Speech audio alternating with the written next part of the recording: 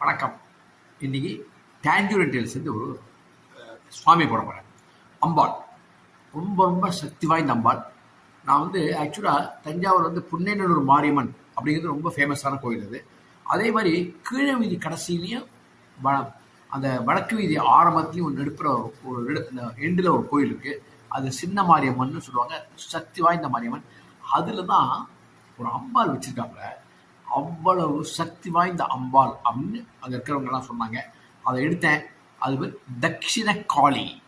அதாவது மகமாயி கோயிலில் ஒரு காளியம்மன், தட்சிண காளின்னு பேர்.